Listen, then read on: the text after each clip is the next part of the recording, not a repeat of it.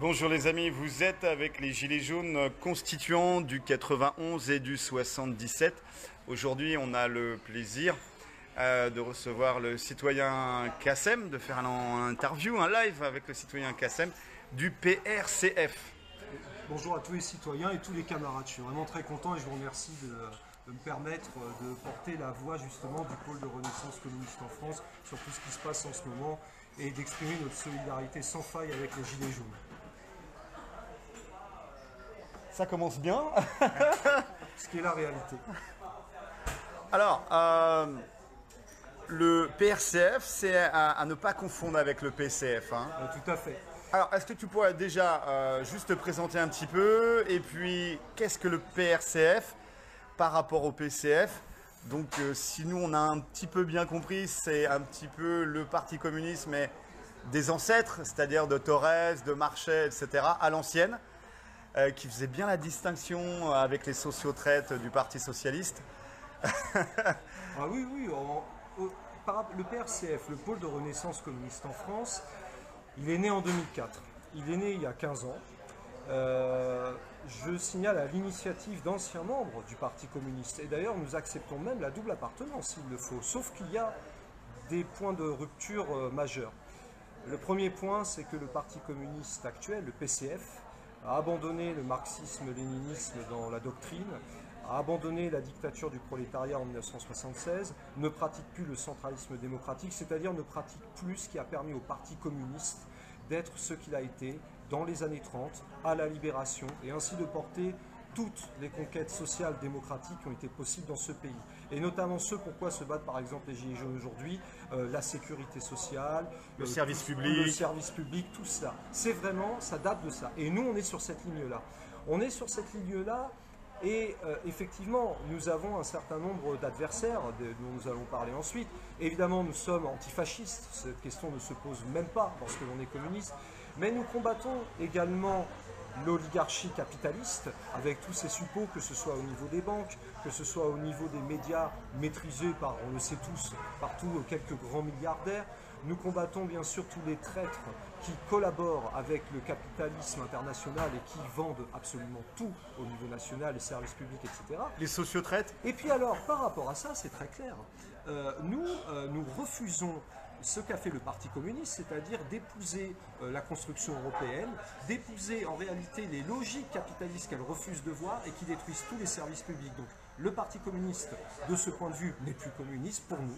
Malheureusement, je parle en particulier de la direction, parce qu'il y a des militants quand même, il faut le reconnaître, qui eux sont toujours fidèles au parti de Maurice Thorez, simplement la direction les berne, hein, disons-le très clairement. Nous avons également des tensions avec les formations trotskistes qui nous accusent d'être des rouges-bruns. Bon, ben, j'espère que j'arriverai à montrer que ce n'est absolument pas le cas en ce qui nous concerne, puisque nous considérons que notre message au PRCF, c'est ce qu'on appelle le Frexit progressiste. La sortie de l'euro, de l'Union européenne et de l'OTAN pour pouvoir en finir avec ce capitalisme, avec cette oligarchie capitaliste. Et tant que nous resterons dans cette logique-là, nous ne nous en sortirons pas et au contraire, on nous broiera. Alors, le Parti communiste à la grande époque, c'était la ceinture rouge autour de Paris et autour de tous les centres et les bassins miniers, les centres industriels. C'était 25% de l'électorat. C'était un réseau associatif au niveau du sport, de la culture, au niveau de la base, au niveau de la vie quotidienne. Un réseau d'entraide très fort. Ça a été vendu, c'était vendu à la découpe, c'est passé sur du sociétal maintenant, la défense d'une multitude de minorités. L'ouvrier a été oublié, le pauvre, le prolétaire a été oublié, le paysan a été oublié. Le social a fait place au sociétal. T'en penses quoi? Clairement. Et d'ailleurs, je dirais le prolétaire dans sa diversité, parce que parmi le prolétariat, qu'est-ce que l'on avait? Bien sûr, les ouvriers, les paysans, avec des ouvriers immigrés, des ouvriers français, les femmes, évidemment. Donc, à tout prendre, ce qui est extraordinaire, c'est qu'il existe des problématiques sociétales, mais qui sont devenues tellement prioritaires que le social en a été sacrifié. Et sacrifié au nom de quoi? Au nom de la mondialisation soi-disant heureuse, en promouvant une altermondialisation impossible à mettre en place, au nom de la construction européenne. Le grand tournant se situe fin 70, début des années 80. À ce moment-là, en 1983, il y a ce qu'on appelle le tournant de la rigueur, qui est tout sauf un tournant. Et que dit le Parti socialiste à ce moment-là? Et le Parti communiste, quelque part, il va prendre le pli. C'est soit la construction européenne, soit la justice sociale. Le choix est fait, ce sera la construction européenne, incompatible avec la justice sociale. Et par conséquent, pour ces forces de gauche qui sont aux abois sur le plan social, qui voient la désindustrialisation, qui voient la disparition des services publics, qui observent l'effondrement de la classe ouvrière, il faut trouver une sorte de message de substitution. Ça va être quoi ce message de substitution? Nous allons combattre le racisme, nous allons combattre pour les droits des homosexuels, etc. Je ne dis pas d'ailleurs qu'il ne faut pas se battre pour ces causes-là, ça fait partie de l'ADN d'un communiste, mais ce n'est pas l'élément central. Quel est l'élément central? C'est la lutte de classe, c'est la lutte des classes. Et une lutte des classes et de masse qui a été rangée au placard au nom du soi-disant réalisme, du pragmatisme et du bonheur de construire l'Union européenne qui en fait broie et nous détruit littéralement. C'est ça qui s'est passé en fait. Donc là on retrouve toute l'ingénierie de Mitterrand avec SOS Racisme et l'utilisation de la marche des beurs On le sait. Pour faire monter le Front National et avoir un ennemi, voilà, comme au théâtre, au cinéma, avoir le méchant de service et pouvoir se faire réélire ad vitam aeternam, sachant que Jospin en 2007 avait dit que la lutte antifasciste était du théâtre en France. Évidemment. Et d'ailleurs, entre parenthèses, je signale qu'elle a été réactivée pour le deuxième tour de l'élection présidentielle en 2017. En 2017, dès 20h05 le soir, on entendait par exemple Pierre Laurent pour le PCF, à ce moment-là il était encore le secrétaire général, dire « Ouh là là, il y a une menace fasciste, il faut absolument voter pour Emmanuel Macron ». Alors c'est vrai que Macron, il n'est pas gentil, il est très libéral, on n'est pas d'accord avec ses politiques, mais il faut voter pour lui. Nous, qu'est-ce que nous avons dit très clairement au pôle de renaissance communiste en France? Abstention, pas une seule voix pour le Front National, jamais de la vie, mais que Macron se débrouille. Il est un ennemi de classe lui aussi. Et je vais même aller plus loin. Non seulement c'est un ennemi de classe, ce n'est pas un barrage au fascisme, mais c'est même le tapis rouge à la fascisation, Emmanuel Macron. C'est lui qui ouvre une voie également, et d'ailleurs il le fait sciemment, à l'affrontement avec le Rassemblement national à l'heure actuelle. Donc l'histoire d'agiter l'épouvantail fasciste, ça marche à tous les coups, parce que ça permet aux forces, en réalité bourgeoises et capitalistes, de se maintenir au pouvoir en jouant sur des soi-disant valeurs morales. Voilà. Au niveau justement de ce fascisme aussi bancaire, parce qu'avant qu'on était payé, on recevait un chèque. Avant c'était du liquide. L'employeur donnait une enveloppe avec du liquide. Après ça a été un chèque. Donc le chèque il fallait quand même le déposer à la banque. Après ça a été un virement. Les banques ont pris une place prépondérante, incontournable dans la société. Grosso modo, si tu es interdit bancaire, tu es mort. Complètement.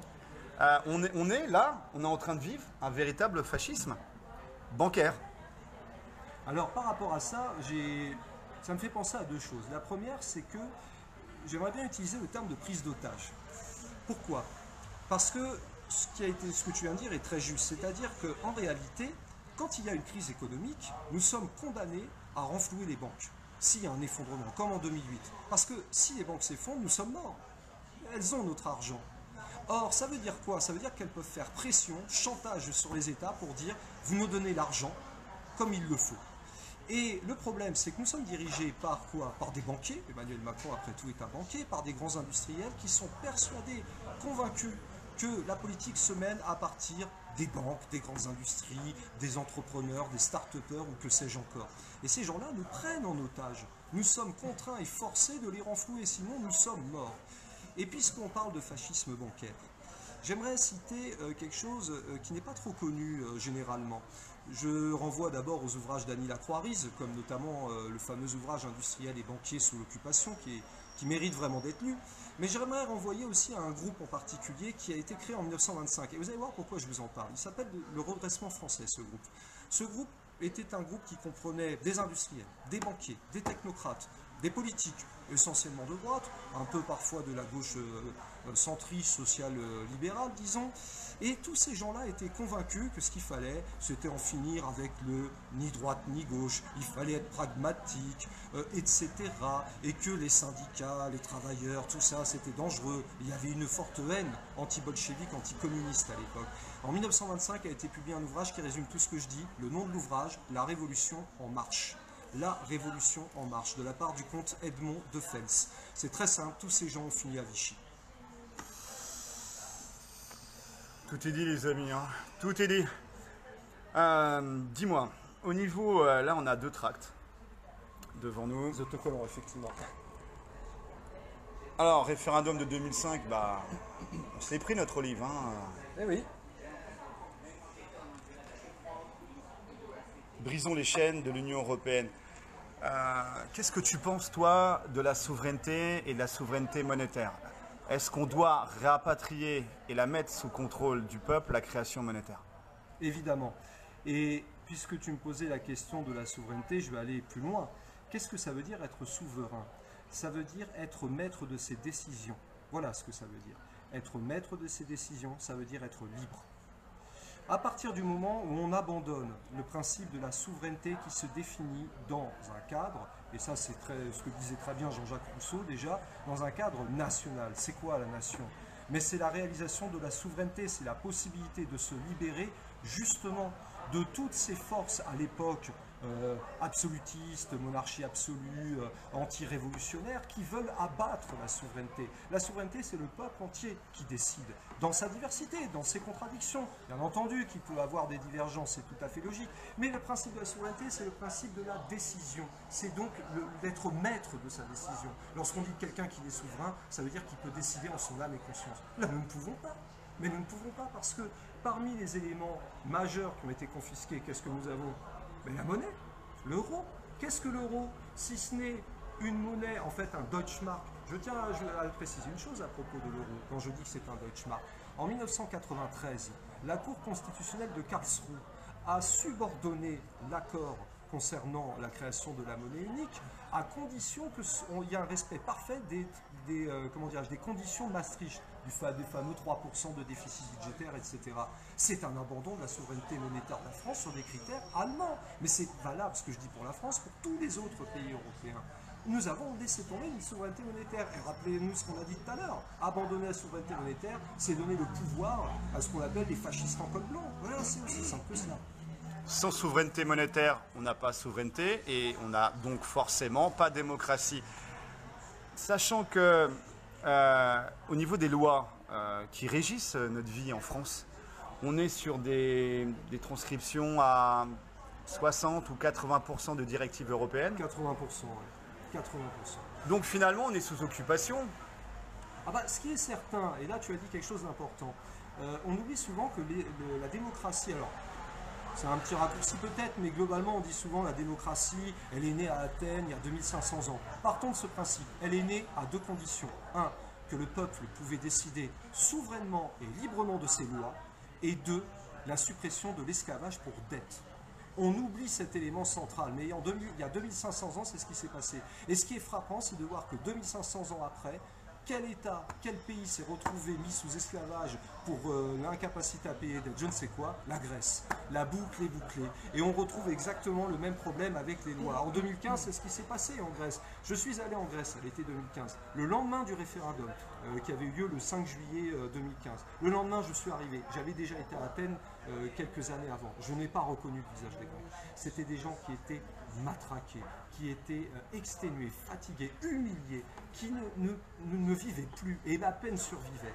Voilà ce qui s'est passé. C'est cela, la fin de la souveraineté, c'est la fin de la démocratie, c'est la fin tout simplement même des possibilités de vivre. Et je dis bien vivre dans le sens d'avoir une vie correcte, décente, digne. Se construire, projeter dans l'avenir, avoir une vision sereine pour l'avenir de ses enfants, etc. Exactement, et tout ça est impossible à partir du moment où on abandonne ces 2 éléments. Je rappelle quand même que si on prend l'histoire de France, lorsque la Révolution a lieu, elle a lieu sur 2 questions majeures. 1, la capacité à décider du budget, donc à maîtriser justement les dépenses, le déficit, etc. Et 2, à pouvoir faire la loi. Alors si on abandonne ces 2 éléments, qu'est-ce qui nous reste pour vivre en démocratie? Mais rien, il n'y a plus de démocratie. Et puisque l'on parlait tout à l'heure du référendum de 2005, faut-il rappeler une énième fois, ce que l'on oublie de rappeler désormais, de plus en plus, je me demande bien pourquoi d'ailleurs, que les peuples français a voté non. le 29 mai 2005 à la maudite Constitution européenne et que 3 jours après, les Néerlandais ont voté non à leur tour. Et qu'est-ce qu'on a fait? Bon, on a gentiment ratifié le traité de Lisbonne qui reprenait à 98% le même texte et on l'a fait ratifier par qui? Par des traîtres. Parce que c'est les parlementaires qui l'ont fait. Mélenchon a voté oui. Hein. Non, Mélenchon à l'époque s'était opposé. C'était opposé en 2005, oui. Mélenchon a voté en faveur de Maastricht et à ce moment-là, celui qui s'était opposé à gauche, au Parti Socialiste, c'était Jean-Pierre Chevènement. Jean-Pierre Chevènement avait refusé le traité de Maastricht. Mélenchon avait accepté. En 2005, Mélenchon a appelé à voter contre la Constitution européenne et évidemment en 2008 contre le traité de Lisbonne. Et quelques années après, il a dit c'est Chevènement qui avait raison. C'est Chevènement. Et le Parti communiste, à ce moment-là, était contre la logique de cette construction européenne. En 1992, lui, il a appelé à voter non au traité de Maastricht. En 2005, il a appelé à voter non, il y avait eu des débats internes, et le PRCF d'ailleurs est né en 2004 à ce moment-là. Et voilà, et avec cette idée de non seulement nous refusons la Constitution européenne, mais nous refusons même toute Constitution européenne, parce que par définition, elle sera antidémocratique. Voilà. Au niveau de la dette, on en fait quoi? Banqueroute, défaut de paiement? Une chose est sûre, c'est que ce n'est pas la première fois que dans l'histoire de France, il y a des problèmes de dette. C'est le cas avant la Révolution française. C'est le cas avant la Révolution française. Nous savons ce qui s'est passé. La famille capétienne a été décapitée à juste titre. Et il est très clair qu'une grande partie de notre dette est totalement illégitime. Mais totalement. Je signale d'ailleurs qu'un certain nombre de pays ont obtenu une remise, justement, ont décidé de rompre avec cette logique-là. C'était l'Argentine en 2001, ça a été l'Islande en 2008. Il y a cette possibilité de refuser, de condamner même d'ailleurs cette dette et de refuser de rembourser. Alors après, il faudrait bien sûr voir quels sont les éléments pour lesquels il y a peut-être des remboursements possibles. Mais j'ajoute un truc, ce qu'on appelle la dette, il faut déjà se mettre d'accord. Si on inclut dans la dette, comme c'est souvent le cas, le fait qu'il y a des dépenses publiques qui ne rapportent rien matériellement, comme moi par exemple qui suis professeur, qu'est-ce que je rapporte matériellement? Oui, forcément pas grand-chose, mais qu'est-ce que j'apporte, on va dire, en termes de réflexion, de prise de conscience, etc. me semble beaucoup plus qu'un banquier qui lui en fait est là pour, dans le fond, pomper l'argent, pouvoir contrôler parfaitement. Et j'ajoute à propos de cette dette, pour terminer, que la dette est illégitime à partir du moment où elle concerne essentiellement des services publics qui ont été bradés et mis sur l'autel de l'austérité et du libéralisme sans demander l'avis du peuple. Sans demander l'avis du peuple. Ceux qui se sont engraissés là-dessus, oui. en toute impunité, hein, c'est un système pseudo-mafieux, on le voit ça dans les hôpitaux, etc., les attributions de marchés publics, etc. Est-ce que tu es pour les tribunaux populaires ? Lorsqu'il y a des situations exceptionnelles, eh bien, il faut des mesures exceptionnelles. Je pense que, vous savez, il y a un personnage que j'apprécie beaucoup dans l'histoire, c'est Robespierre. Son surnom était l'incorruptible. Il combattait la corruption. La corruption est la base de la destruction. Et je vais même aller plus loin, même François Mitterrand le disait, évidemment avant d'arriver au pouvoir. Une fois au pouvoir, on le sait très bien. Mais sauf que Robespierre, son surnom était l'incorruptible. Ça veut dire quelque chose. Ceux qui corrompent, ceux qui trahissent, ceux qui s'enrichissent sur le dos d'une révolution doivent être jugés. Oui, parce que c'est une trahison. C'est une trahison de la cause qu'ils doivent servir. Et cette cause, c'est celle de la cause populaire et nationale. Et au passage, j'en profite pour additionner les deux mots. Parce qu'en réalité, c'est ce que disait parfaitement Karl Marx déjà, en réalité, la classe ouvrière, elle tend à devenir par elle-même la nation. Voilà. Le bien commun. On ne peut qu'en être sensible, on ne peut que, y adhérer. On appellerait ça même pour nous le communisme, cette société égalitaire qui partage. Égalitaire notamment, j'insiste, dans la prise de décision. On n'a jamais dit qu'il faut que tout le monde ait exactement au centime près le même salaire. Mais la prise de décision, la capacité de vivre en commun, justement. Évidemment, évidemment. Quelles sont nos sources d'inspiration? Rousseau. Nous avons Rousseau, nous avons bien sûr Marx, Engels, Lénine. Ce bien commun, ça veut dire quoi? Ce n'est pas une somme de biens particuliers, certainement pas.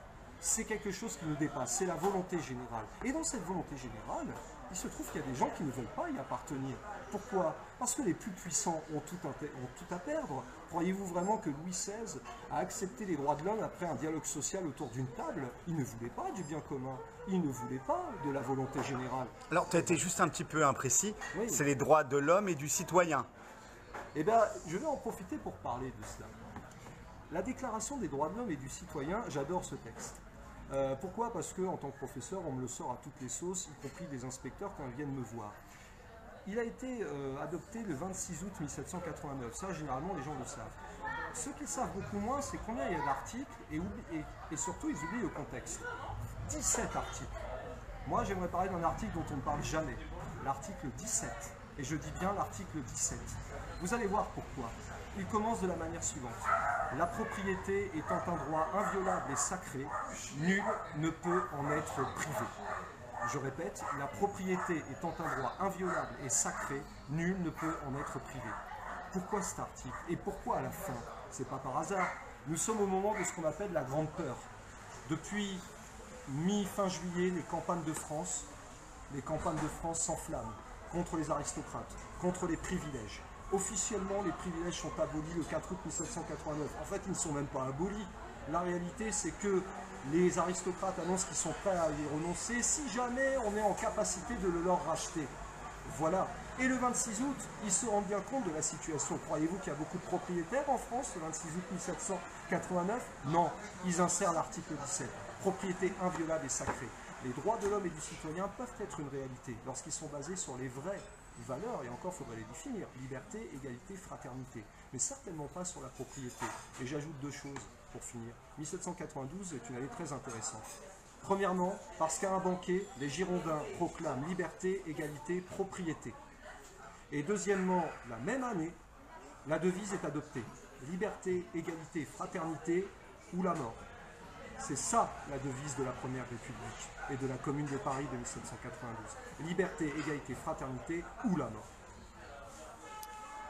Au niveau de la Constitution, quel est ton point de vue? Est-ce que c'est au peuple d'écrire la loi au-dessus des lois? Ou est-ce qu'on laisse ça à nos représentants politiques qui, avec leur mandat représentatif, vont encore l'écrire à leur avantage et à celui des puissants? Il y a un principe de base. Lorsque l'on représente le peuple, lorsque l'on est censé le représenter du moins, lorsqu'on a obtenu un mandat, le principe du mandat révocatoire doit être accepté. Et cela signifie quoi? Que bien sûr que le peuple doit participer à la rédaction. Après, il faut que cette rédaction débouche sur quelque chose de concret. Donc c'est en cela qu'il y a généralement des mandataires. Mais ces mandataires n'ont pas pouvoir absolu. S'ils ont le pouvoir absolu, alors c'est la porte ouverte à toutes les trahisons. Le principe de la révocation est inévitable. Et je vais aller plus loin. Moi, il y a une constitution que j'adore. C'est celle du 24 juin 1793. Celle de la Première République. Et je renvoie tout le monde à l'article 35 de cette constitution, qui est en réalité la constitution la plus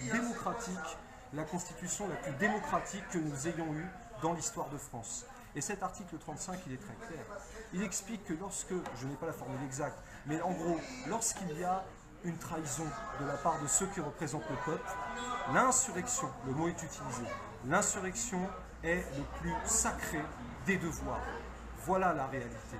Donc par définition, participer à l'élaboration d'une constitution, oui, mais avec mandat révocatoire, contrôle populaire, surveillance, sans quoi c'est la trahison et la porte ouverte à toutes les compromissions. Et j'ajoute au passage que cela nécessiterait aussi de bien s'accorder sur ce que l'on appelle au préalable les droits de l'homme et du citoyen, évidemment. Tu parlais compromission, on va rebondir sur les sociotraîtres, l'opposition contrôlée.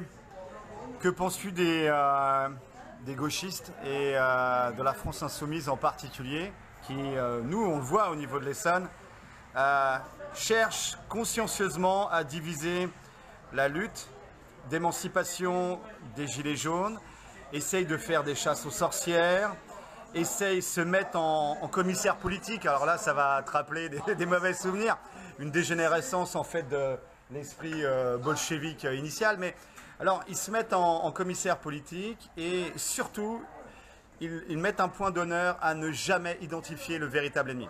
C'est-à-dire la création monétaire aux mains des banques privées, la mainmise oligarchique sur les médias pour créer l'opinion publique, la constitution écrite par les valets des puissants et puis la dette, jamais ils en parlent. Par contre, rester dans l'écume des choses, la superficialité, la pleurniche, Là, on pense à Ruffin, hein, avec son film On veut du soleil, où ça a été, je sais pas, 1h30 de pleurniche. Avec moi, président 4 fois de suite. Donc là, nous, on a bien rigolé. On disait, bah voilà, c'est Mélenchon qui est trop vieux et trop malade. Il est en train de pousser son poulain. En fait, il a pas du tout parlé des choses importantes. La Constitution, c'était même pas 5 secondes dans tout le film. Par contre, il s'est mis en scène et puis il a mis en scène des gilets jaunes qui étaient en difficulté. C'est pas ce qui se passe sur les ronds-points. Les gilets jaunes en difficulté, oui, c'est quoi? C'est entre 5 et 10%, 12%. Le reste, on peut avoir des gars qui s'en sortent très bien ou des gens qui sont dans la lutte, mais qui sont pas du tout la tête sous l'eau. Donc il y avait ça nous a un petit peu énervé, le côté pleurniche.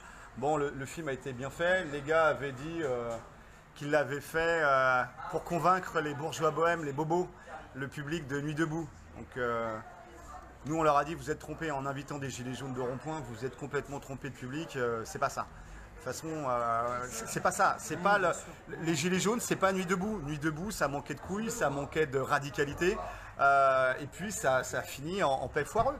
Voilà, à l'image. Les indignés, pareil. Bah, à l'image des gauchistes, en fait, on dirait qu'ils n'arrivent jamais à aller jusqu'au bout. C'est quoi? C'est sociologique? C'est parce que généralement, ce sont des fils de bourgeois et puis ils n'arrivent pas à trouver leur courage, leur radicalité? Ou c'est quoi? Ils sont corrompus? C'est quoi? Quel est le problème avec les gauchistes? Bon, alors, il y a plusieurs éléments que tu as évoqués, donc je vais les prendre les uns après les autres. D'abord, je distinguerai la France insoumise pas du gauchisme en général, mais de l'essentiel des formations gauchistes. Sachant que là-dedans, il y a quand même des tendances gauchisantes, très clairement. Le gauchisme, moi je suis fidèle de ce point de vue à ce que dit Lénine, c'est la maladie infantile du communisme. Infantile. Je crois que le mot est fondamental. Maladie déjà, et infantile également. Pourquoi? Parce que, effectivement, ce sont des personnes qui se présentent comme, le mot a été dit, des indignés, des révoltés, des révolutionnaires à tout bout de champ, mais qui, curieusement, ont, pour un certain nombre, pas tous, il faut être honnête, mais pour un certain nombre du mal, la majorité, à aller au contact, justement, des forces prolétaires, du prolétariat, des travailleurs, des usines, à faire ce véritable travail, et à se concentrer sur, finalement, des problèmes qui, en effet, peuvent être des questions sociétales, comme on en parlait tout à l'heure. Donc la lutte des classes, finalement, a tendance, bien qu'elle soit proclamée, à être mise au second plan. Ça, c'est la première chose. La deuxième chose, c'est qu'il y a un certain nombre de réflexes, j'allais dire, presque pathologiques. Vous parlez du mot « nation ». Nous, on est souvent accusés d'être des rouges-bruns. J'aimerais bien savoir d'ailleurs où est mon côté brun, à part sur la peau éventuellement, puisque je suis d'origine égyptienne. Mais passons. Disons que ces gens-là lancent des anathèmes, passent leur temps à expliquer que sont des vrais révolutionnaires, des purs et durs. En fait, c'est du sectarisme, parce qu'ils s'interdisent à partir de là de penser l'action, de penser les éventuelles contradictions qui peuvent exister chez l'être humain, parce que ça existe, bien sûr qu'il y a des contradictions. Et dès lors, ils s'en sont là à lancer des anathèmes depuis toujours sur le Parti communiste, accusé d'être tantôt stalinien, tantôt totalitaire, tantôt je ne sais quoi. Un parti qui, en attendant, lui, a permis, grâce à sa puissance de mobilisation, à sa capacité politique d'obtenir la sécurité sociale, le statut de la fonction publique, les retraites par répartition, avec une généralisation à l'ensemble de toutes les personnes, qui a pendant longtemps tenu des dizaines d'années tenu des municipalités communistes et qui permettait aux gens de vivre dignement et décemment. Voilà. Alors curieusement, les gauchistes sont davantage, pour une très grande partie d'entre eux, dans cette dénonciation permanente et curieusement davantage parfois du Parti communiste, enfin des communistes, que, alors bien sûr, ils se disent antifascistes, mais concrètement, vous les affrontez comment? Voilà ce que sont les gauchistes. Et de ce point de vue, ils sont, c'est vrai, par leur comportement, fortement nuisibles lorsque l'on veut mener un projet de reconquête populaire, démocratique, etc. J'ajoute quand même une chose, c'est que moi, par nature, je ne suis pas du tout hostile à des personnes qui se disent révolutionnaires, révoltées, et les causes qu'elles défendent, je ne dis pas qu'elles ne comptent pas. Elles existent. La question du racisme, etc. Bien sûr, nous sommes totalement antiracistes, il suffit de lire nos statuts quand on veut adhérer. Et si on trouve quelqu'un qui agit contrairement à ce statut-là et qui est raciste, nous le virons. Mais est-ce la question fondamentale? Bien sûr que non. Alors, pourquoi je vous dis ça? Parce qu'on parlait des Gilets jaunes. Et moi, ce qui m'a beaucoup frappé, c'est de voir dès les tout premiers jours les réflexes gauchisants du type « Ouh là là, attention, c'est peut-être des poujadistes, ce sont peut-être des gens d'extrême droite, des antisémites ou que sais-je encore. » Mais ce sont des gens qui veulent vivre dignement. Ce sont des gens qui se battent pour vivre du fruit de leur travail, pour pouvoir décider. Voilà ce que c'est. Croit-on vraiment que les paysans de 1917 et les ouvriers de 1917 avaient maîtrisé parfaitement le Capital de Karl Marx ou le Que faire de Lénine et étaient déjà dans la logique? Mais bien sûr que non. Ils n'étaient pas communistes. On le devient. On n'est pas communiste par nature. On le devient. Eh bien, je crois que c'est ça la grande différence en ce qui concerne des gauchistes qui, derrière leurs beaux idéaux, vont être en réalité très sectaires, et des communistes qui, derrière notre sectarisme affiché, sont en fait, en réalité, enfin affichés, ou décriés plutôt, sont en réalité des gens profondément humanistes. Pour moi, le communisme, c'est de l'humanisme. C'est la défense, justement, de la dignité humaine. Alors, il y a eu plusieurs commentaires par rapport à l'histoire lourde du communisme.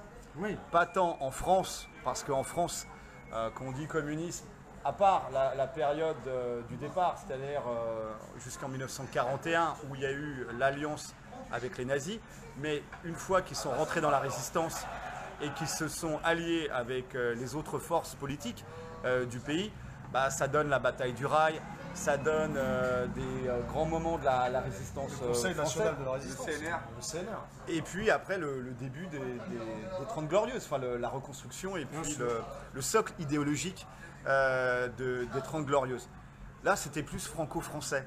Par rapport à l'international, parce qu'on ne peut pas parler du communisme sans parler de la Russie, bien sûr, de la Chine, du Cambodge. Ça, c'est quand même des millions et des millions de morts. Qu'est-ce que toi et ton parti, quelle est votre vision là-dessus? Je veux dire votre autocritique par rapport à cette dégénérescence ou ces excès du communisme. Alors d'abord, si je peux me permettre, je vais d'abord établir 2-3 corrections importantes. Il n'y a jamais eu d'alliance avec l'Allemagne nazie. Jamais. Lorsque le 23 août 1939 a été signé un pacte, c'était un pacte de non-agression, ce qui n'est pas la même chose. Un pacte de non-agression, cela signifie qu'on refuse momentanément de se faire la guerre, et pour une bonne raison, c'est que l'Union soviétique était déjà confrontée sur son flanc est au Japon, qui avait signé un pacte anti-Comintern, donc anti-URSS, en novembre 1936 avec l'Allemagne. Donc l'URSS était sur deux fronts. Deuxièmement, à ce moment-là, l'Union soviétique ne pouvait pas compter sur ce qu'on appelle les démocraties libérales, qui étaient profondément anticommunistes et qui, dans le fond, avaient capitulé à toute demande des nazis, à commencer par les fameux accords de Munich de septembre 1938. Donc l'URSS n'a jamais été alliée à l'Allemagne nazie, jamais. Et deuxièmement, puisque tu as évoqué 1941, le 22 juin, la fameuse rupture du plan Barbarossa, j'ajoute une chose, puisqu'on entend souvent une légende urbaine à ce propos concernant le Parti communiste et son comportement. Mais les communistes n'ont pas attendu le 22 juin 1941 pour résister en France. Ils n'ont absolument pas attendu. Dès le 17 juin 1940, je dis bien le 17 juin, au moment où Pétain est en train de faire son appel à l'armistice, il y a un tract, un appel lancé par Charles Tillon, qui justement appelle à la résistance de tous les travailleurs pour lutter contre l'occupant et contre Pétain, etc. Et j'ajoute qu'aux alentours de mi-juillet 1940, il y a le fameux appel du 10 juillet de Maurice Thorez et de Jacques Duclos qui appellent qui appellent donc à la résistance aussi et qui disent très clairement que jamais, au grand jamais, la France n'aura un peuple d'esclaves. Jamais.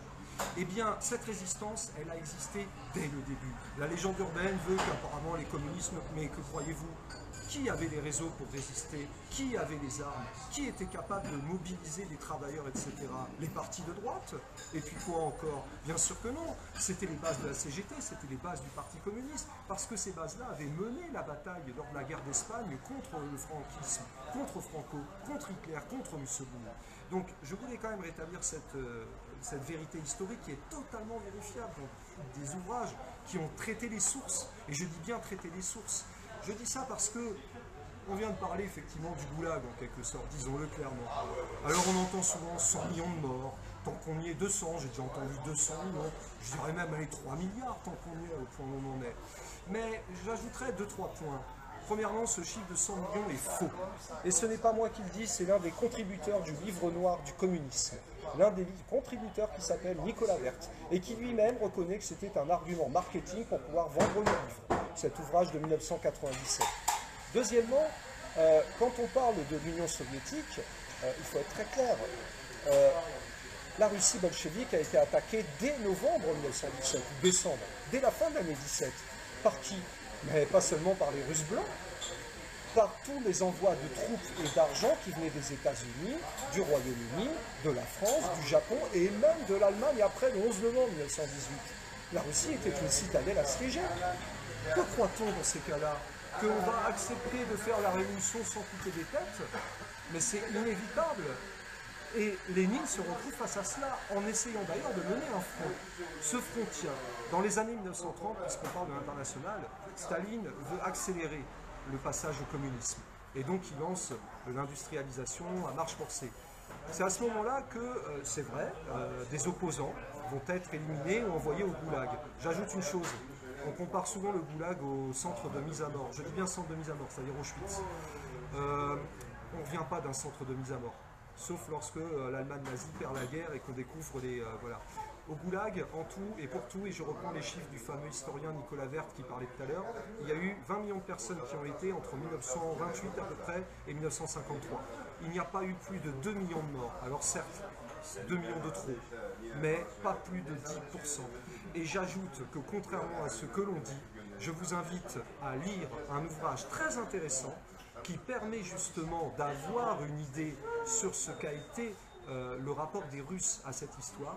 Je vous invite à lire le voyage, le retour à la Kolyma, ou voyage à la Kolyma de Nicolas Werth. Je ne me souviens plus du titre exact, mais une chose est sûre, c'est que dans cet ouvrage, il tombe sur les Russes qui disent « mais arrêtez de nous emmerder avec cette histoire de goulag ». Nous, quand il y avait l'Union soviétique, il y avait quoi? Des hôpitaux, des écoles, des transports gratuits, des logements. On pouvait, contrairement à la légende, vivre correctement. Ah oui, pas de manière consumériste en mode Black Friday, ça c'est sûr, mais ça vivait correctement. Et il n'est pas surprenant qu'en décembre 2018, dans un sondage récent en Russie, 66% des Russes ont indiqué regretter l'URSS, et pas seulement pour des raisons de puissance, mais parce que la réalité c'est que l'Union soviétique, elle a su apporter une amélioration des conditions de vie pour la grande majorité de la population qui depuis découvre les joies du capitalisme néolibéral et tout ce qui va avec. Merci citoyens et camarades. Camarades et citoyens, c'est moi qui vous remercie. En tout cas, merci de ce premier contact et puis d'un certain nombre de sujets qui ont été abordés, explicités, avec des références. Donc on retrouve le prof d'histoire. Un petit peu. Évidemment, je n'ai pas tout détaillé, mais j'invite vraiment, j'incite et j'invite vraiment tout le monde. Au-delà des on dit que, au-delà des clichés, Goulag égale Auschwitz, Hitler égale Staline, le PCF, il était totalitaire, et vous, ce que vous avez suivi, les gilets jaunes sont racistes. Je dis vous, mais moi je suis aussi gilet jaune. J'ai été sur les ronds-points moi aussi, j'ai été dans les manifestations le samedi. Et qu'est-ce qu'on entend toujours? Les mêmes âneries. Mais en fait, vous êtes des racistes, vous êtes des antisémites, vous êtes des violents. Ah ben j'ajoute une chose, si je peux me permettre, la violence. Mais bien sûr qu'elle existe, la violence. Nous sommes violents, nous sommes radicaux. Admettons. Mais d'où vient la première violence? Croit-on qu'on a obtenu les droits de l'homme et la Déclaration des droits de l'homme et du citoyen avec le dialogue social? Où a-t-on vu ça? La réalité, c'est que toutes les conquêtes que nous avons obtenues, que ce soit les congés payés, que ce soit la baisse du temps de travail, dans l'histoire ont été obtenues comment? Par la peur. La peur et le rapport de force. Les 2 premières semaines de congés payés, c'est en juin 1936, avec la semaine de 40 heures payée 48, avec les conventions collectives. C'est simple, 5 millions de personnes dans la rue et occupation des usines. Voilà comment on obtient des droits, et pas en allant négocier avec un patronat qui de toute façon n'a pas envie de négocier. C'est aussi simple que ça, dépasser, je m'adresse vraiment à tous les auditeurs, dépasser tous les on dit que, documentez-vous, lisez et ayez confiance en vous. Ne vous laissez pas baisser la tête par ces gens soi-disant cultivés qui ont fait de grandes écoles que je connais bien parce que j'ai fait Sciences Po Paris. Je suis diplômé de Sciences Po Paris. Je connais bien ce monde-là. Je sais comment ils raisonnent. Ces gens-là sont convaincus d'avoir raison. Montrez-leur le contraire. N'ayez pas peur d'eux. Juste pour revenir par rapport à la trahison des syndicats. Oui. Ça fait longtemps qu'on n'est plus dans le syndicalisme révolutionnaire. On est dans la compromission permanente, la négociation. Finalement, on est avec des anciens qui étaient même de, on va pas dire le nom, mais juste les initiales de la CGT. Ils pourront le dire, ils ont été plus que trahis au niveau de la loi El Khomri, au niveau de tout. Il y a eu une démission, voilà, une démission totale. On a juste eu le choix entre des couleurs pour les chaînes, quoi. On a eu juste le choix à colorer nos chaînes, à choisir la peinture. Comment tu expliques que des syndicats comme la CGT, par exemple, ou d'autres, on ne va pas parler de la CFDT, hein, parce que là, Non, c'est pas la peine. Là, on va retrouver Nicole Notat à la tête du dîner du siècle. Bon. Mais par exemple, le Guigou de la CGT qui va aller croûter en tout incognito, hein, je veux dire, personne ne le savait. Les listes, on avait réussi à avoir les listes. C'était quoi le listing de 2010 ou 2014? De 2009 à 2011. Et il y avait le Guigou, il a été croûté avec les oligarques français. Jean-Christophe Le Digou. Alors qu'est-ce que tu penses, toi? Comment tu peux expliquer finalement ce côté social traite d'un certain nombre de syndicats, de tous les syndicats en fait, où tu retrouves les gars qui passent des consignes pour ne pas rejoindre les Gilets jaunes, pour ne pas aller aider les urgentistes, les infirmières urgentistes en grève, alors que les nanas, en 7 ans, elles ont une charge de travail augmentée de 80%. Mais là, on est sur la base, on est sur la base de la traîtrise. Alors qu'on connaît les gars, c'est des braves gars à la base. Oui, bien sûr. Les gars de la CGT, de Sud, etc., c'est des crèmes. Mais s'ils veulent rester à la CGT et ils ont payé pour y être, ils obéissent aux ordres de la hiérarchie. Et leur hiérarchie disent, vous ne bougez pas. Mais ça marche pour FO pareil. Je sais. Donc on a la base qui est trahie par des représentants syndicaux, qui sont eux-mêmes trahis par la hiérarchie. Et puis ça s'étonne qu'il n'y a personne derrière les syndicats. Comment tu analyses ça, toi, en tant que communiste? Oh, bah alors, déjà, tu as dit le bon mot. Je rappelle quand même que la CGT, historiquement, avait des liens très puissants avec le Parti communiste. Et que très généralement, quand on était membre du PCF, on était membre de la CGT et réciproquement.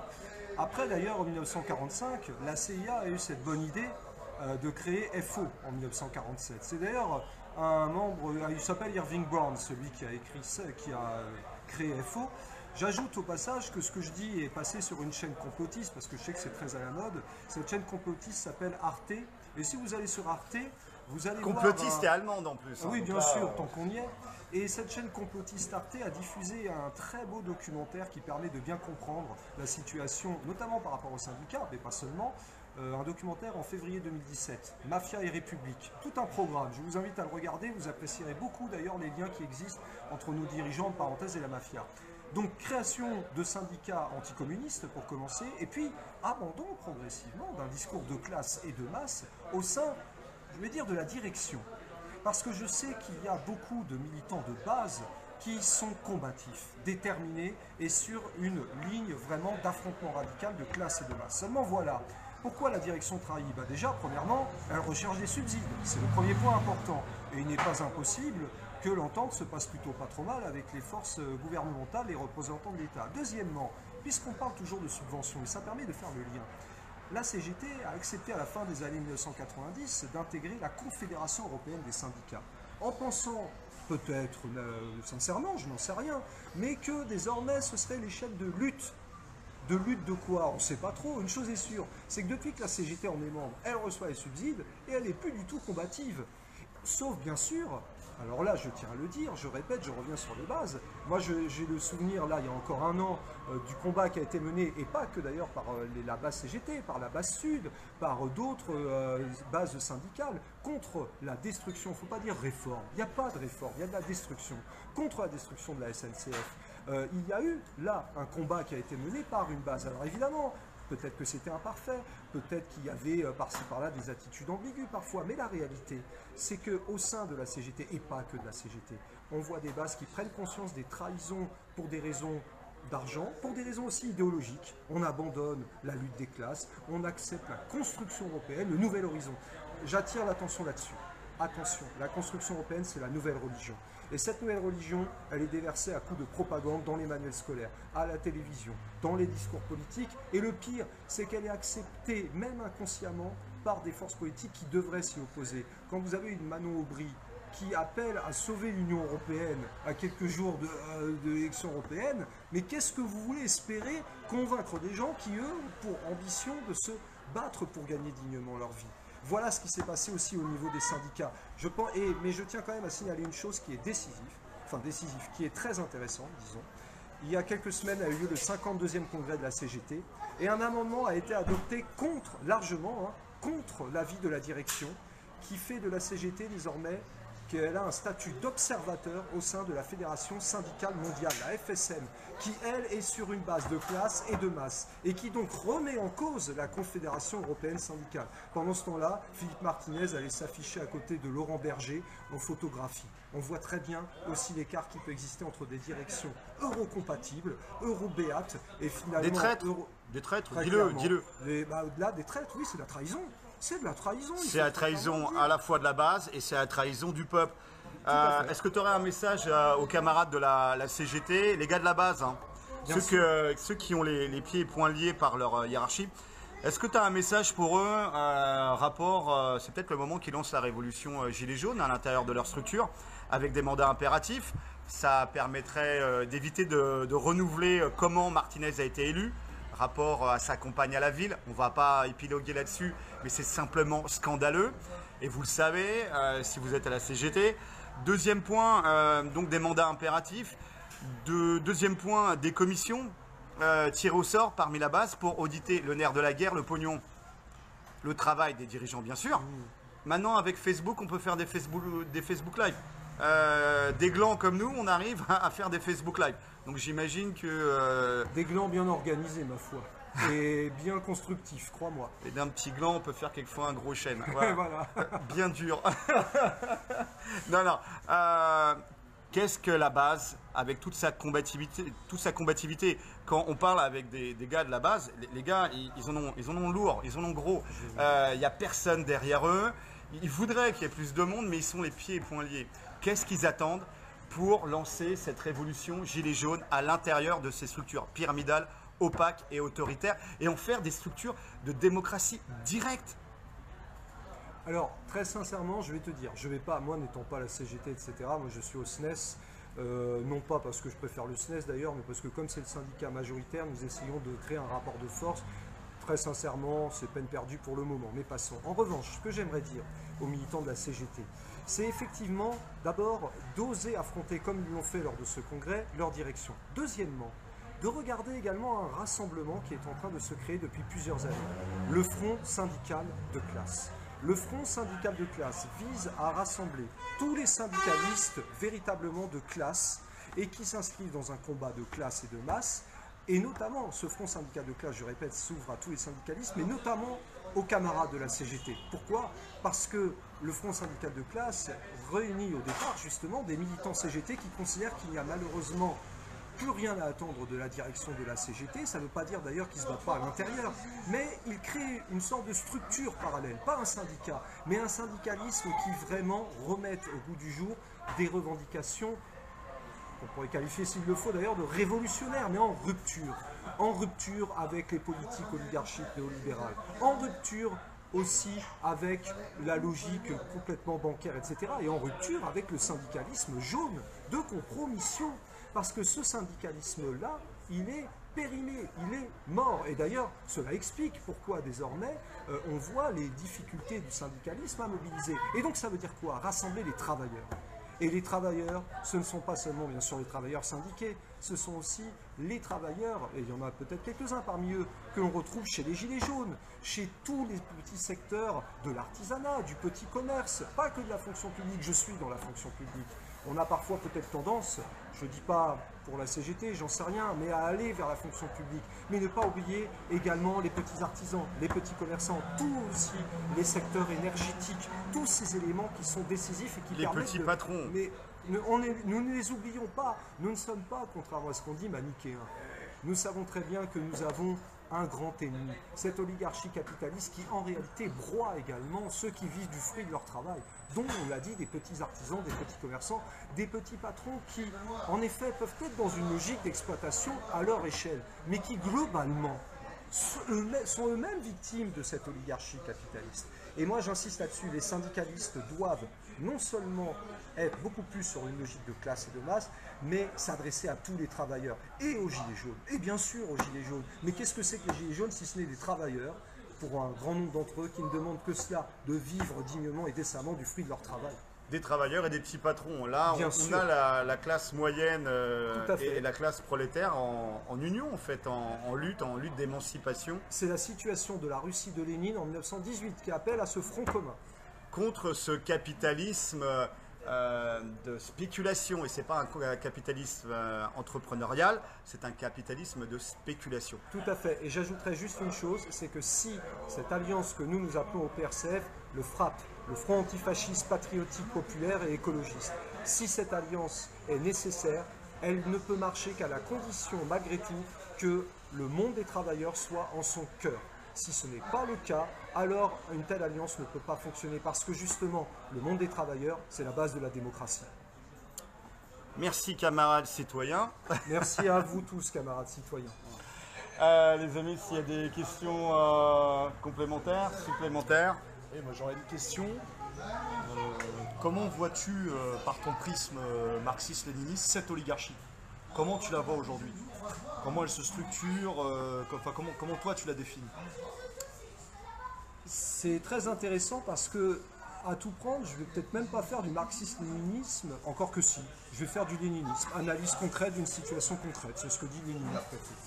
J'ai fait Sciences Po Paris. C'est important de le préciser. Quand on rentre à Sciences Po Paris, on rentre dans un monde où on passe son temps à vivre avec des personnes qui ont les mêmes codes globalement. Et quand bien même ce ne serait pas le cas, ces personnes-là vont assimiler les codes.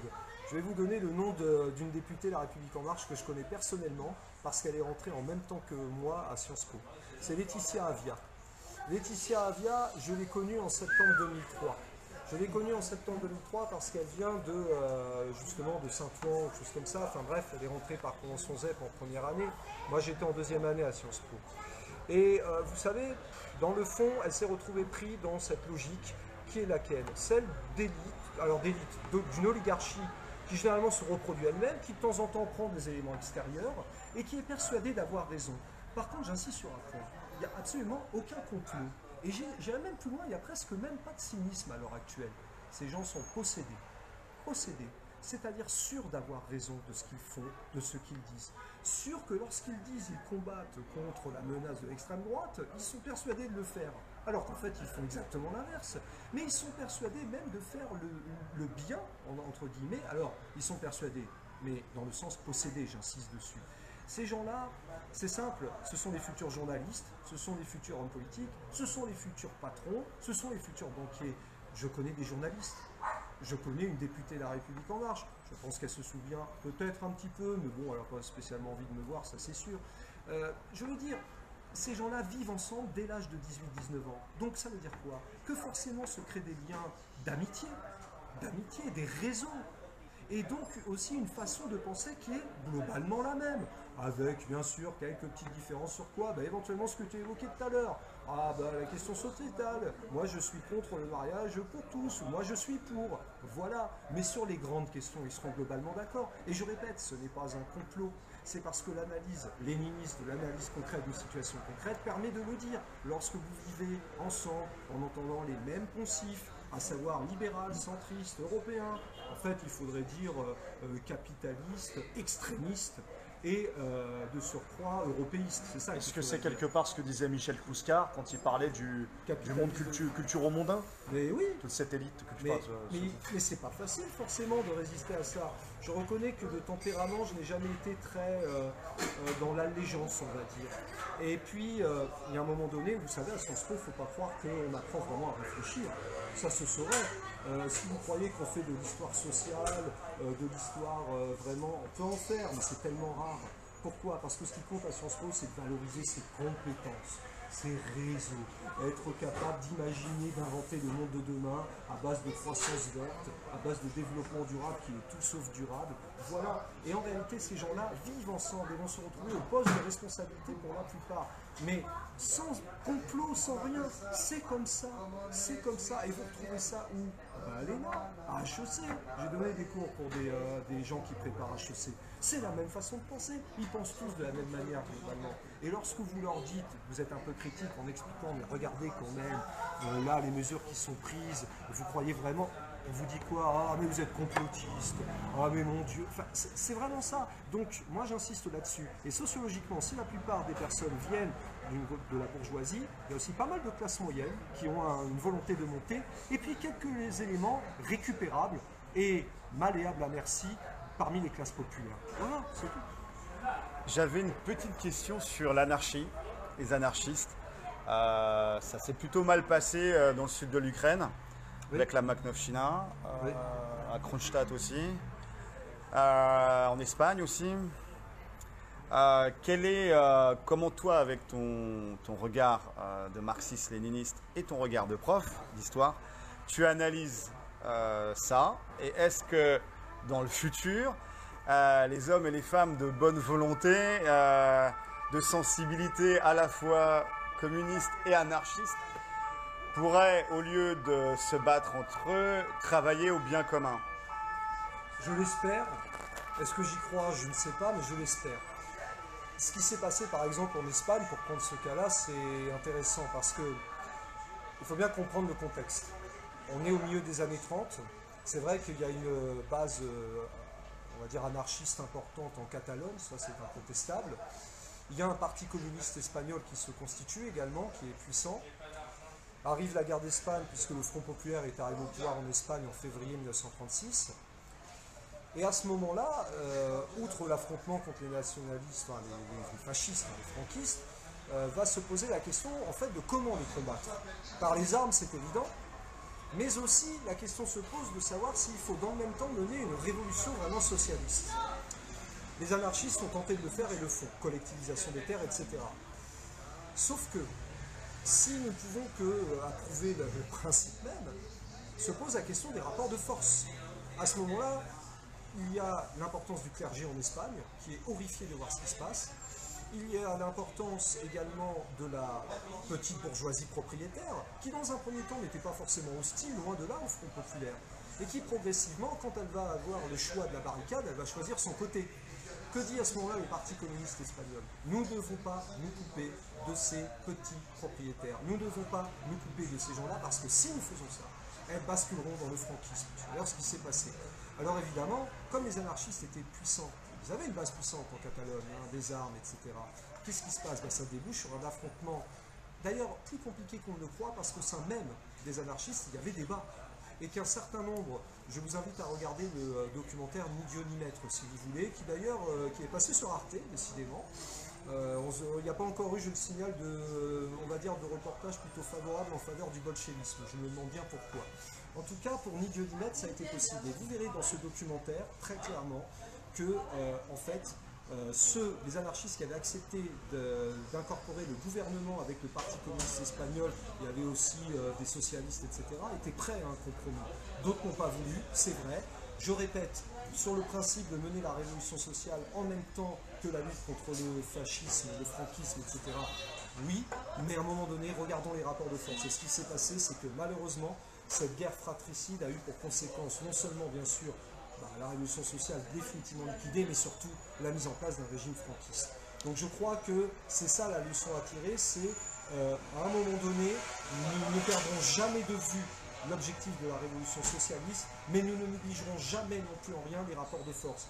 Des républicains isolés, soutenus essentiellement par les brigades internationales et l'URSS, et qui se retrouvaient face à une coalition monstrueuse, franquiste, fasciste, pour tout faire tomber, à commencer par la République. Sauvons déjà la République, sauvons-la. Et quand je dis la République, je profite pour en signaler qu'il n'y a pas une seule République, mais la République sociale, socialiste, une et indivisible, et qui applique vraiment le principe de liberté, d'égalité, de fraternité. Pas la République bourgeoise qui se base essentiellement sur le principe de la propriété. Merci camarade. J'avais une dernière question à te poser concernant une critique qui est faite à certains gilets jaunes et au PRCF. Oui. Un anathème, on va dire, qui est lancé par plusieurs Conspiracy Watch, par également des gens autour du NPA, ainsi de suite, de confusionnisme. Comment toi tu analyses Tu parles des sociotraites là? les sociotraites, ainsi de suite, comment analyses-tu cet anathème du confusionnisme qu'on nous jette tout le temps Je dirais que le problème du confusionnisme vient du fait que lorsqu'on ne maîtrise même pas les notions de base, les concepts de base, les mots tout simplement et l'analyse historique, eh ben, on accuse les autres d'être confusionnistes. Je vous donne un exemple. Partons du mot patrie. Partons de ce que nous défendons. Nous défendons le drapeau rouge et le drapeau tricolore. Nous défendons l'association de la Marseillaise et de l'Internationale. J'ajoute d'ailleurs que la Marseillaise est quand même le premier hymne de la Russie bolchevique. Et oui, et bien sûr le chant des partisans. Mais pourquoi je dis ça? Parce que en réalité, qu'est-ce que la patrie, si ce n'est encore une fois le peuple souverain, la nation populaire qui se met en branle pour défendre ses droits? Mais lorsqu'elle fait ça, elle ne le fait pas uniquement pour elle-même, elle le fait en solidarité également avec les autres. Et elle mène ce combat de front, si vous voulez. C'est la formule de Jaurès. Un peu d'internationalisme éloigne de la patrie, beaucoup d'internationalisme y ramène. J'ai bien dit y ramène. Être très internationaliste, c'est être très patriote. C'est se battre. C'est se battre finalement, fondamentalement, pour l'ensemble des travailleurs. Pour l'ensemble des travailleurs, pour la classe ouvrière, la classe paysanne, même les petits artisans, tout ce dont on a parlé, c'est se battre pour eux, pour défendre leurs droits, leur conquête social-démocratique. Et être très patriote, c'est être très internationaliste, parce que c'est également se battre en faveur des droits des autres. Prenons un exemple, nous avons une formule au PRCF. Nous défendons Cuba socialiste, pas seulement pour défendre Cuba socialiste, mais aussi pour nous défendre nous-mêmes. Car si Cuba socialiste tombe, c'est un verrou supplémentaire qui tombe contre l'oligarchie capitaliste. Et c'est donc la possibilité de renforcer encore plus les attaques contre nos droits. Regardez ce qui s'est passé au Brésil. Bien sûr que Lula était loin d'être parfait, évidemment. Bien sûr que Lula a commis des erreurs dans les politiques menées, et notamment des politiques néolibérales. Mais une fois qu'il tombe, qu'est-ce que c'est? Mais c'est la porte ouverte au fascisme, à la fascisation. Regardez Bolsonaro, un verrou en moins contre l'oligarchie, etc. Le Venezuela, c'est frappant. Le cas du Venezuela est spectaculaire. Moi, quand j'entends que, en fait, on veut ni Maduro ni Guaido, mais qu'est-ce que vous voulez, bon sang? Le ni Maduro ni Guaido, ça veut dire quoi? Mais ça fait le jeu de ceux qui veulent renverser Maduro, ni plus ni moins. Or, renverser Maduro, c'est ouvrir la voie à quoi? À l'impérialisme des États-Unis, qui, je le rappelle, s'est quand même immiscé on ne sait combien de fois ces dernières, depuis 150 ans, dans les affaires de l'Amérique. J'ajoute une chose, je vous invite tous, deux choses même.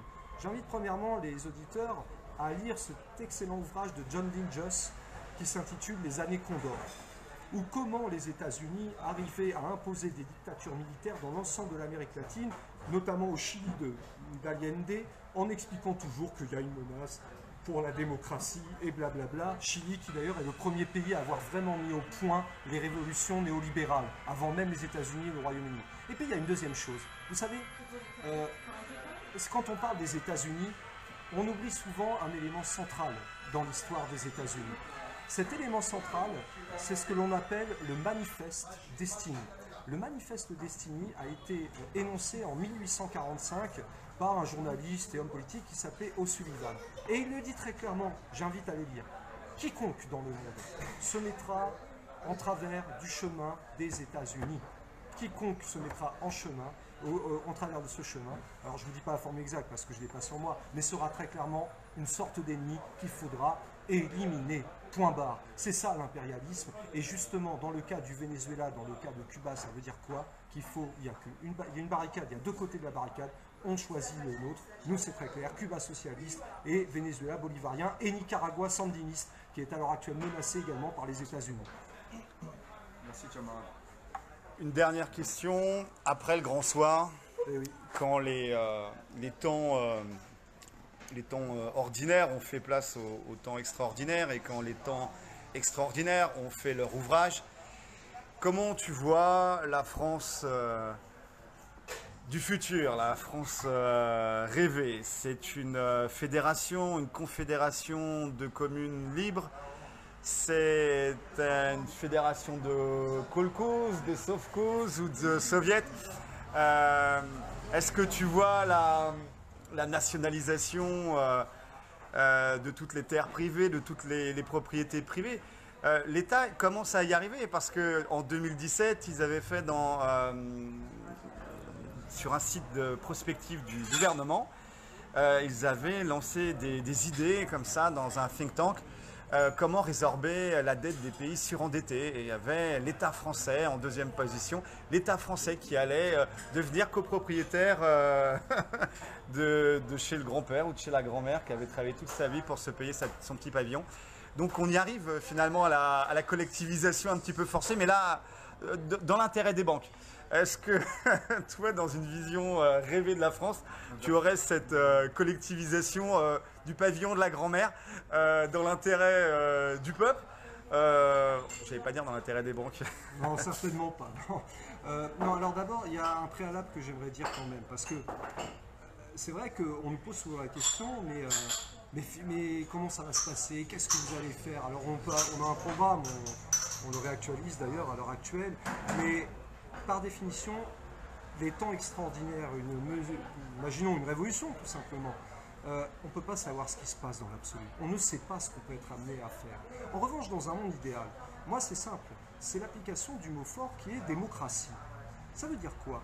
Ça veut dire que tout ce que tu viens de dire, la logique de collectivisation, etc., il faut voir ce qu'on entend par là. Si c'est la confiscation pour le biais d'un État qui s'accapare tout et qui contrôle tout, il n'en est pas question. Et cela n'a d'ailleurs jamais été le projet communiste, y compris chez Marx et Lénine d'ailleurs, parce qu'on peut accuser parfois de dictature, mais ce n'est pas ça le principe de la dictature du prolétariat. Le principe de la dictature. C'est arrivé quand même, excuse-moi de t'interrompre, c'est arrivé en Chine, c'est arrivé au Cambodge, c'est arrivé au Vietnam, c'est arrivé en Russie aussi. Mais parce que ces États étaient socialistes, pas communistes. Ça veut dire quoi?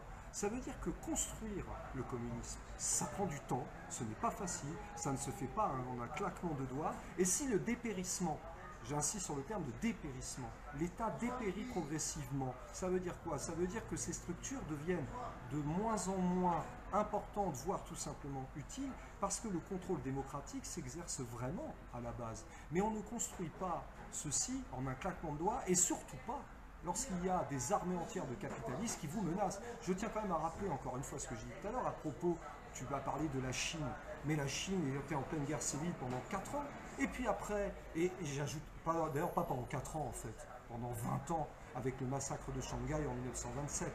Bref, ce que je veux dire par là, c'est que si on veut construire le socialisme véritablement pour aller vers cette société démocratique, disons le mot, avec une logique d'autogestion, parce que c'est un petit peu ça qui se pose derrière, c'est possible, mais pas en un claquement de doigts, certainement pas. Il y aura des mesures provisoires, évidemment.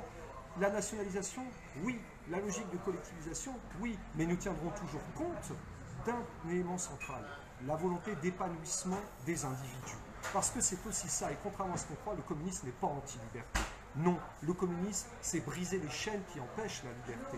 Quelles sont ces chaînes? C'est ce qu'on a dit tout à l'heure. La dictature des banques, la dictature d'un capitaliste qui en fait possède la terre, non pas pour le bien du peuple, avec une absence de contrôle démocratique, mais justement cherche à tout contrôler de manière, d'ailleurs je le dis clairement, totalitaire. Ce sont eux qui sont totalitaires. Donc oui, nous irons autant que possible vers cette démocratisation de ces structures que nous souhaitons, avec nationalisation qui n'est qu'une première étape, et j'insiste dessus, vers l'établissement d'une société pleinement démocratique, c'est-à-dire en fait le communisme. Merci camarades. Éventuellement, on pourrait rajouter des coopératives de salariés associés dans les grands médias. Parce que tant qu'on a les grands médias, les médias de masse sous contrôle oligarchique, le RIC, on peut le réclamer, il nous sera retourné, enfin, il sera manipulé. On est bien d'accord, mais je vais aller plus loin, c'est-à-dire que tous ces projets de coopératives sont très intéressants, mais que peuvent-ils peser dans un système capitaliste? Car le problème, c'est le contrôle de l'argent. L'argent est le nerf de la guerre. Tant que les capitalistes continueront de contrôler cet argent, toutes les mesures, aussi nobles soient-elles, aussi belles soient-elles, ne pèseront rien face à la puissance de cette oligarchie capitaliste que nous avons fort logiquement dénoncée, que nous combattons et que nous continuerons de combattre, car comme on le dit si bien d'ailleurs à Cuba, la patrie ou la mort, le socialisme ou mourir, venceremos.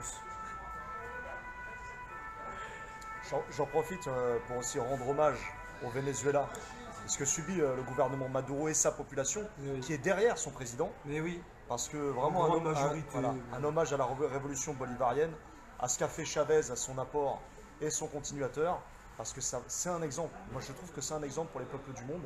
Donc voilà, je profitais pour... Et j'ajoute une chose, nous ne sommes pas des aveugles. Nous savons qu'il y a des choses qui n'ont pas parfaitement fonctionné dans le processus bolivarien.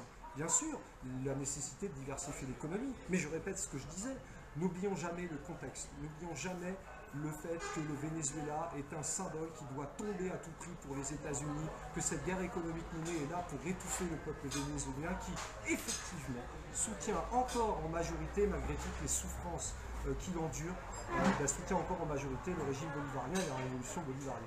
Alors que penses-tu, puisqu'on est dans la géopolitique, que penses-tu de ce que subit l'Iran et sa souveraineté actuellement, et dans une moindre mesure, parce que c'est un autre contexte, le Yémen? L'Iran n'est pas un régime communiste et a même pu taper sur le parti communiste. De ce point de vue, nous ne pouvons pas approuver le régime iranien. Mais nous faisons une distinction entre le régime iranien en tant que tel, dans sa logique nationale, et la situation internationale. L'Iran est un verrou pour les États-Unis, tout comme l'a été la Syrie, tout comme l'a été la Libye, tout comme l'a été un pays que je connais bien, puisque j'en suis originaire, l'Égypte de Nasser. L'Égypte de Nasser, c'était le socialisme panarabe et laïque. Voilà, c'était quoi le projet?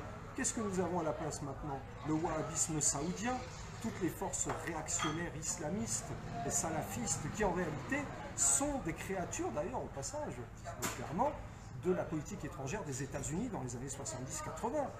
Et en ce qui concerne le Yémen, c'est très clair, c'est le même problème.